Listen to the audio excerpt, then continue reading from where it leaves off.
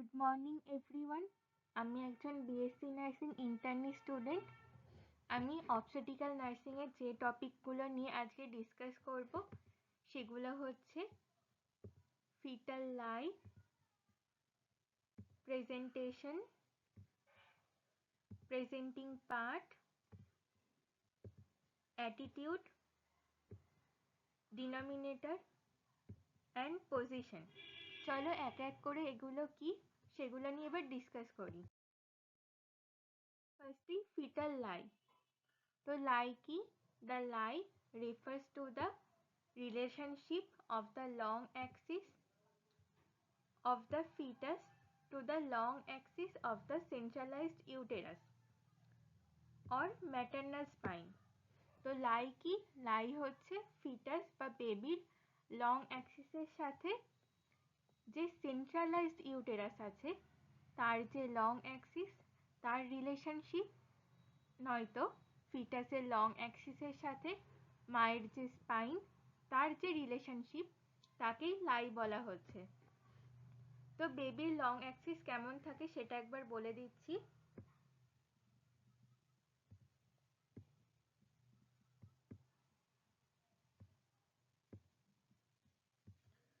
যদি আমি এটাকে একটা বেবি সাপোজ করি, তাহলে সেই বেবির লং অ্যাক্সিস হচ্ছে যাবে তার বডির একদম সেন্ট্রালি, এই লম্বালম্বি ভাবে তার লং অ্যাক্সিসটা যাবে। আর সেন্ট্রালাইজড ইউটেরাস, এটা একটু এক্সপ্লেন করতে হবে। যদি ইউটেরাস নর্মালি পজিশনে থাকে, সেন্ট্রাল পজিশনে, তাহলে তো তার লং অ্যাক্সিস সোজাসুজি যাবে তার মাঝখান দিয়ে, কোনো অসুবিধা নেই। কিন্তু ইউটেরাস যদি অবলিক পজিশনে থাকে, যদি এমন থাকে, তাহলে সেই ইউটেরাসের লং অ্যাক্সিস হচ্ছে যাবে অবলিক ভাবেই, এমন।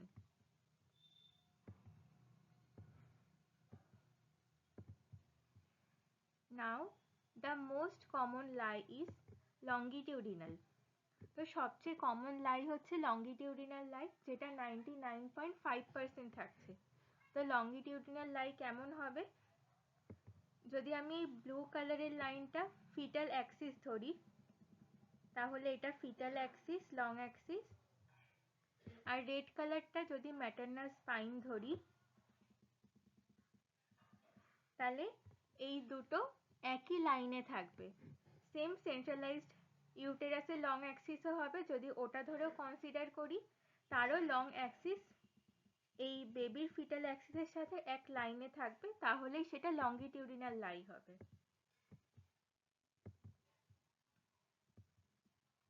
The lie may be transverse or oblique. এবার লাই ট্রান্সভার্সও হতে পারে, অবলিকও হতে পারে। তো ট্রান্সভার্স লাইতে কেমন হবে? যদি আমি এই লাল লাইনটাকে ম্যাটারনাল স্পাইন বা সেন্ট্রালাইজড ইউটেরাসের লং অ্যাক্সিস ধরি, তাহলে সেটা ভার্টিক্যালি থাকবে। আর হচ্ছে যে ফিটালের লং অ্যাক্সিস থাকবে, সেটা আমি ব্লু দিয়ে দেখাচ্ছি, ওটা হরাইজন্টালি থাকবে। এরম থাকলে সেটা হচ্ছে ট্রান্সভার্স লাই। নাও অবলিক লাই। যদি ম্যাটারনাল স্পাইন এরম ভার্টিক্যালি থাকে, যদি সেন্ট্রালাইজড ইউটেরাসও লং অ্যাক্সিস ভার্টিক্যালি থাকে, তাহলে ফিটালের যে লং অ্যাক্সিস সেটা অবলিক ভাবে নয়তো তেরছা ভাবে থাকবে। এমন থাকলে সেটাকে আমরা কি বলবো? অবলিক লাই।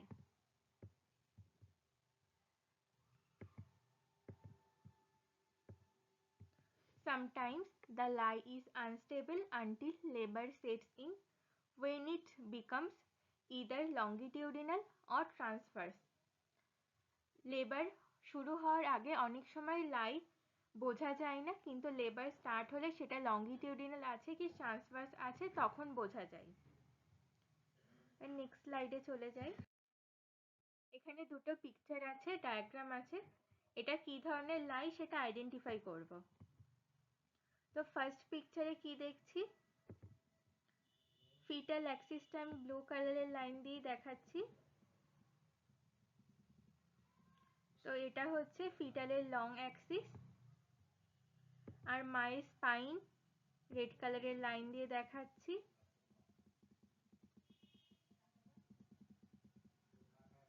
এখানে কি আছে, এই দুটো লাইনই একসাথে আছে, একই লাইনের ওপর আছে এই দুটো অ্যাক্সিসই। তাহলে এটা কি হবে, এটা লঙ্গিটিউডিনাল লাই হবে। যদি আমি ইউটেরাসটাও কনসিডার করি, তাহলে ইউটেরাস এখানে কি দেখছি, সেন্ট্রালাইজড আছে। তাহলে ইউটেরাসেরও লং অ্যাক্সিস কি একদম লম্বালম্বি হবে, তাহলে সেটা কনসিডার করলেও এটা লঙ্গিটিউডিনাল লাই হচ্ছে।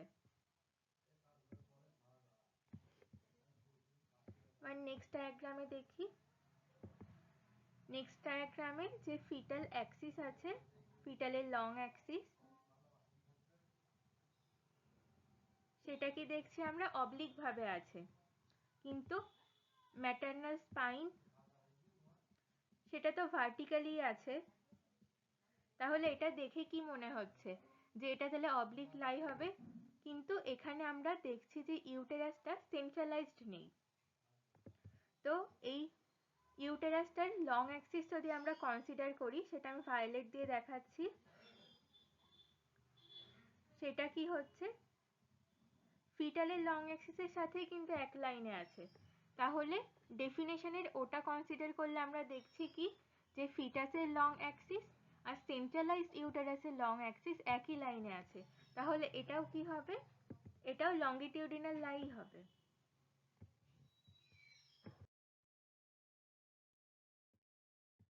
এই ডায়াগ্রামটাই দেখি ফিটালের লং অ্যাক্সিস কোনটা।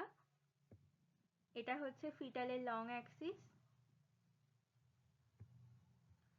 আর ম্যাটারনাল স্পাইন যাচ্ছে ভার্টিক্যালি।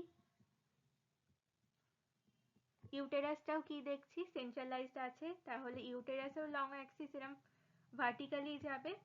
তাহলে এটা কি লাই হবে, এটা হচ্ছে ট্রান্সভার্স লাই।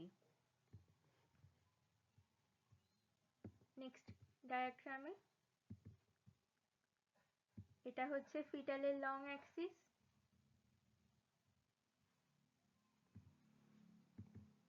আর ম্যাটারনাল স্পাইন ভার্টিক্যালি যাচ্ছে।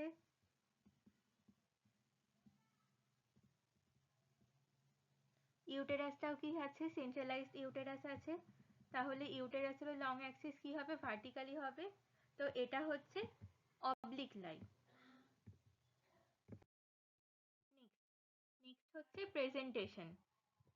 The part of the fetus which occupies the lower pole of the uterus or pelvic beam is called the presentation of the fetus. তো ফিটাসের যে পার্টটা, বেবির বডির যে পার্টটা ইউটেরাসের নিচের দিকে অকুপাই করছে, যেটাকে আমরা পেলভিক বিমও বলছি, সেই পার্টটাকে আমরা কি বলবো, presentation of the uterus. Accordingly, the presentation may be cephalic, যেটা 96.5%, podalic 3%, or shoulder and other, যেটা 0.5% হবে। এবার সেফালিক প্রেজেন্টেশনে কি হবে, সেফালিক প্রেজেন্টেশনে হচ্ছে থাকবে বেবির হেড।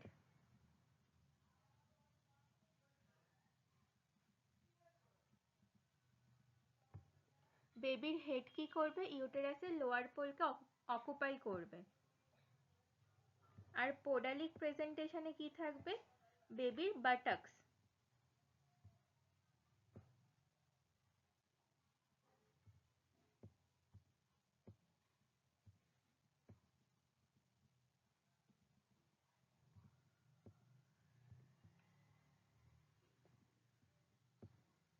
পোডালিক প্রেজেন্টেশনে কি হবে, বেবির বাটাক্স ইউটেরাসের লোয়ার পোলকে অকুপাই করবে। When more than one part of the fetus present, it is called compound presentation. যদি কোনো প্রেজেন্টেশনে যদি বেবির বডির একের বেশি পার্ট অকুপাই করছে, তাহলে সেটা হচ্ছে কম্পাউন্ড প্রেজেন্টেশন। অনেক সময় দেখা যাবে যে বেবির হেডের সাথে বেবির একটা হ্যান্ড চলে আসছে, তাহলে সেটাকে আমরা কম্পাউন্ড প্রেজেন্টেশন বলবো। তো ফার্স্ট ডায়াগ্রামে কি আছে, ফার্স্ট ডায়াগ্রামে ইউটেরাসের যে লোয়ার পোল আছে সেটাকে কি অকুপাই করছে, বেবির হেড অকুপাই করছে। তাহলে এটা কি প্রেজেন্টেশন, এটা হচ্ছে সেফালিক প্রেজেন্টেশন। নেক্সট ডায়াগ্রামে এখানে আমরা দেখতে পাচ্ছি এখানে বেবির বাটাক্স ইউটেরাসের লোয়ার পোলকে অকুপাই করছে। তাহলে এটা কি প্রেজেন্টেশন? এটা হচ্ছে পোডালিক প্রেজেন্টেশন বা ব্রিজ প্রেজেন্টেশন। আমরা পোডালিক প্রেজেন্টেশনকে ব্রিজ প্রেজেন্টেশনও বলে থাকি।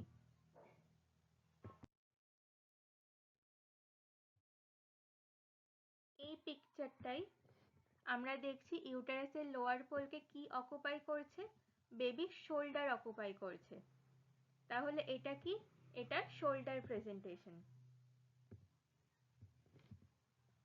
এই ডায়াগ্রামটায় কি দেখছি? বেবির হেড আছে, হেডের সাথে কি আছে? বেবির একটা হ্যান্ডও আছে। তাহলে এটা একের বেশি বডি পার্ট অকুপাই করছে লোয়ার ইউটেরাসকে। তাহলে এটা হচ্ছে compound presentation.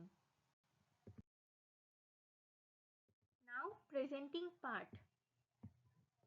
The presenting part is defined as the part of the presentation which overlies the internal os and is felt by the examining finger through the cervical opening.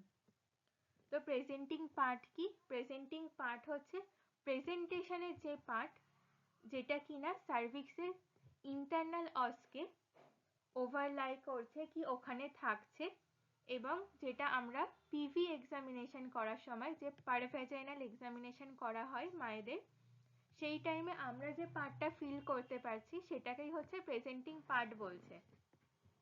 তো internal অস কোনটা একবার বলে দিচ্ছি। এটা যদি আমি সার্ভিক্স ধরি, এটা হচ্ছে বাইরের ওপেনিং, বাইরের দিকে, আর এটা ভেতরের দিকে যেটা ইউটেরাসের কাছাকাছি থাকছে সেই ওপেনিংটা। ইন্টারনাল অস বলা হচ্ছে যে ইউটেরাসের কাছে যে পার্টটা সেটাকে ইন্টারনাল অস বলা হচ্ছে।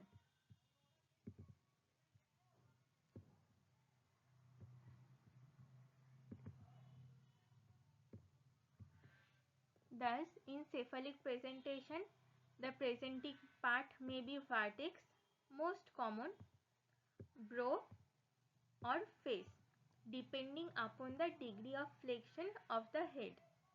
তো cephalic presentation মানে head presentation এ বেবির প্রেজেন্টিং পার্ট কি হতে পারে? ভার্টেক্স হতে পারে, যেটা সবচেয়ে বেশি কমন, ব্রো হতে পারে, কিংবা হেড হতে পারে। সেটা ডিপেন্ড করছে কিসের ওপর? যে ফ্লেকশন, বেবির বডির ফ্লেকশন কেমন হচ্ছে সেটার ওপর। Similarly, the fetal legs in breech presentation may be flexed, complete breech, extended frank breech, or a foot may be present, footling. তো তেমনি ব্রিজ প্রেজেন্টেশনে কি হতে পারে? ব্রিজ প্রেজেন্টেশনে প্রেজেন্টিং পার্ট হচ্ছে বেবির লেগ। যদি সেখানে ফ্লেকশন কমপ্লিট হয় তাহলে সেটাকে আমরা কমপ্লিট ব্রিজ বলবো। এক্সটেন্ডেড যদি হয় লেগ সেটাকে আমরা ফ্র্যাঙ্ক ব্রিজ বলবো। আর যদি একটা ফুট প্রেজেন্ট থাকে তাহলে সেটাকে আমরা ফুটলিং বলবো। এবার এগুলো ডায়াগ্রাম দিয়ে আমি আরো ভালো করে বলছি। তো এই পিকচারটাতে আমরা প্রথমে দেখে নেব যে ভার্টেক্স কোন পার্টটুকুকে বলছি, ব্রো কোন পার্টটুকুকে বলছি, আর ফেস কোন পার্টটুকুকে বলছি। তো ভার্টেক্স কোথা থেকে স্টার্ট হচ্ছে? এখানে যে বেবির অক্সিপিটাল এমিনেন্স আছে সেখান থেকে স্টার্ট করে এই যে ব্রেগমা বা অ্যান্টেরিয়ার ফ্রন্টানেল, এই পুরো পার্টটাকে হচ্ছে বলা হচ্ছে ভার্টেক্স।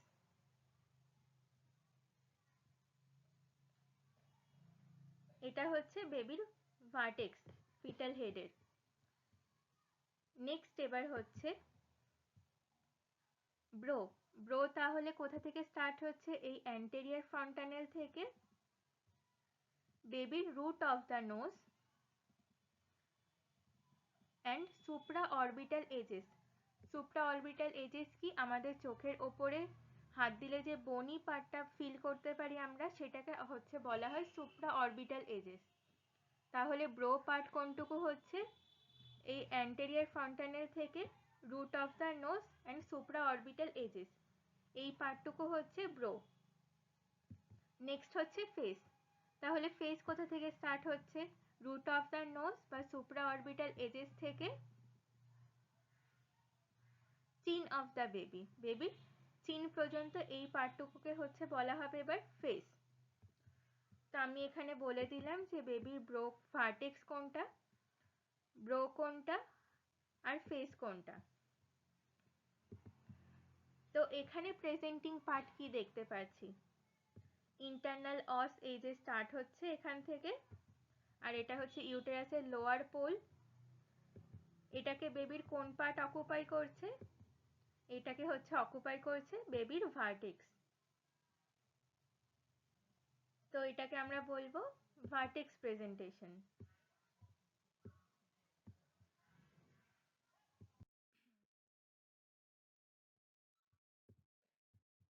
এই ডায়াগ্রামটায় বেবির কোন পার্টটা হচ্ছে ইন্টারনাল অস বা লোয়ার পোল অফ দ্য ইউটেরাসকে অকুপাই করছে, এইটুকু, যে ব্রেগমা থেকে রুট অফ দ্য নোজের এই পার্টটুকু অকুপাই করছে। তাহলে এটা কি, এটা হচ্ছে ব্রো প্রেজেন্টেশন। নেক্সট ডায়াগ্রামে বেবির রুট অফ দ্য নোজ আর সুপ্রা অরবিটাল এজ থেকে এই চিন পর্যন্ত এই পার্টটা কি অকুপাই করছে ইন্টারনাল অসকে নয়তো লোয়ার পোল অফ দ্য ইউটেরাসকে। তাহলে এটা কি প্রেজেন্টেশন, এটা হচ্ছে ফেস প্রেজেন্টেশন। এবার এটা হচ্ছে পোডালিক প্রেজেন্টেশন কিংবা ব্রিজ প্রেজেন্টেশনের 3 রকমের type. Complete bridge, complete bridge কখন হবে, যখন বেবি ফুললি ফ্লেক্সড থাকবে। ফ্লেকশন মানে কি, বেবির হাত পা বেবির বডি সবসময় কাছাকাছি থাকবে, সেটাকে হচ্ছে কমপ্লিট ফ্লেক্স বলা হচ্ছে। এখানে তাই দেখতে পাচ্ছি যে বেবির হাত পা বডির কাছাকাছি আছে, কমপ্লিট ফ্লেকশন। তো এটাকে আমরা বলছি কমপ্লিট ব্রিজ। নেক্সট ডায়াগ্রামে বেবির হাত দেখছি বডির কাছাকাছি আছে, কিন্তু পা এক্সটেন্ডেড আছে আর মাথার দিকে আছে। তো এই প্রেজেন্টেশনকে কি বলছে, ফ্র্যাঙ্ক ব্রিজ বলছে। থার্ড ডায়াগ্রামে আছে বেবির একটা ফুট কি করছে, ইন্টারনাল অসকে ওভারলাই করছে। একটা ফুটও করতে পারে, দুটোও করতে পারে, তো সেটাকে আমরা কি বলবো, ফুটলিং ব্রিজ। এবার অনেক সময় প্রেজেন্টিং পার্ট আর প্রেজেন্টেশন এই দুটো ওয়ার্ডকে সিমিলারলি ইউজ করা হয়। নেক্সট হচ্ছে অ্যাটিটিউড। অ্যাটিটিউড কি, the relationship, the relation of the different parts of the fetus to one another is called attitude of the fetus. তো অ্যাটিটিউড কি, বেবির যে ফিটাসের যে বিভিন্ন পার্ট আছে সেই পার্টগুলো নিজেদের মধ্যে যে রিলেশন, সেটাকেই হচ্ছে অ্যাটিটিউড বলা হচ্ছে। The universal attitude is of flexion. During later months, the head, trunk and limbs of the fetus maintain attitude of flexion on all joints and form an ovoid mass that corresponds approximately to the shape of the uterine ovoid. The characteristic flexed attitude may be modified by the amount of liquid amnion. তো universal attitude কি, flexion. ফ্লেকশনে কি হবে বললাম, যে বেবির হাত পা বেবির বডি সবসময় কাছাকাছি থাকবে। এটা হচ্ছে প্রেগনেন্সির যে পরের লাস্টের মান্থগুলো দেখা যায়, সেখানে হচ্ছে হেড, ট্রাঙ্ক, লিম্ব সব জয়েন্টেরই কি হবে, ফ্লেকশন অবস্থায় থাকবে। কেন থাকছে ফ্লেকশন অবস্থায়, ইউটেরাসের যে শেপটা থাকে সেটা ওভয়েড শেপ। এবার বেবি যদি পুরো ফ্লেক্সড অবস্থায় থাকে, অনেকটা ওভয়েড শেপের হয়ে যায়, সেই জন্য। আর হচ্ছে কতটা অ্যামনিওটিক ফ্লুইড আছে স্যাকের মধ্যে, তার উপরে ডিপেন্ড করছে হচ্ছে ডিগ্রি অফ ফ্লেকশন কেমন হচ্ছে।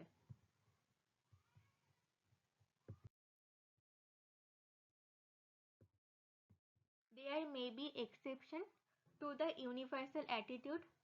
Extension of the head may be occur, deflexed vertex, brow or face presentation according to the degree of extension, or the legs may be extended in breech.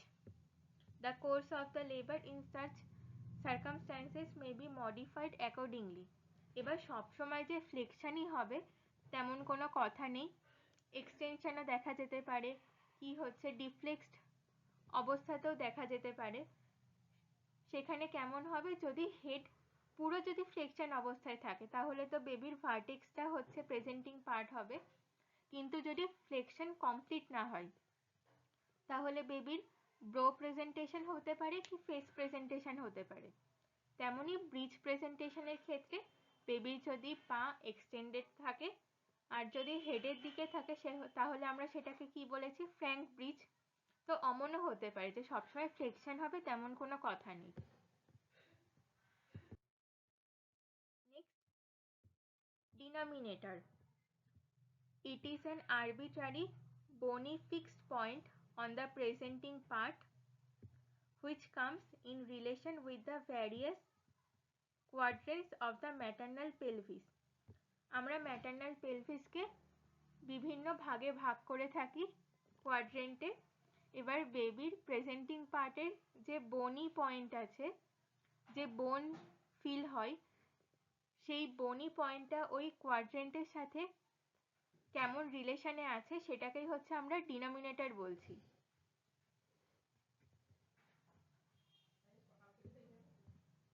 The following are the denominators of different presentation: occiput in vertex, mentum in or chin in face, frontal eminence in brow, sacrum in bridge, and acromion in shoulder.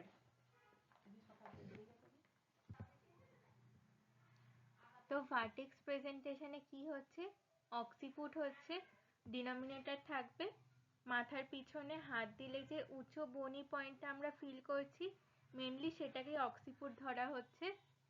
মেন্টাম বা chin থাকবে face প্রেজেন্টেশনে, আর frontal eminence in brow প্রেজেন্টেশনে। Brow প্রেজেন্টেশনে কি থাকবে, frontal eminence, আমরা মাথার দু সাইডে হাত দিলে যে বনি উঁচু পয়েন্টটা ফিল করতে পারছি সেটাকে হচ্ছে ফ্রন্টাল এমিনেন্স বলা হচ্ছে।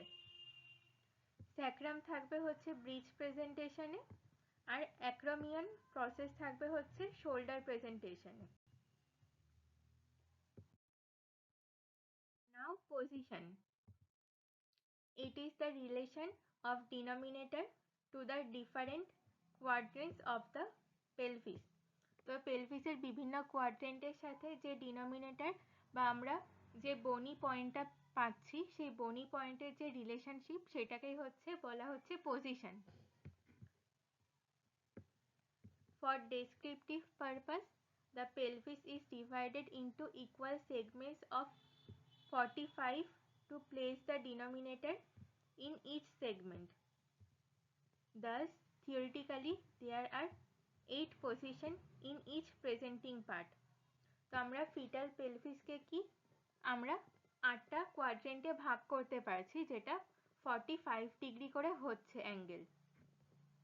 তো সেই 8টা কোয়াড্রেন্টের সাথে যে বনি পয়েন্ট বা ডিনোমিনেটর তার রিলেশনশিপ কি সেগুলো এবার দেখব।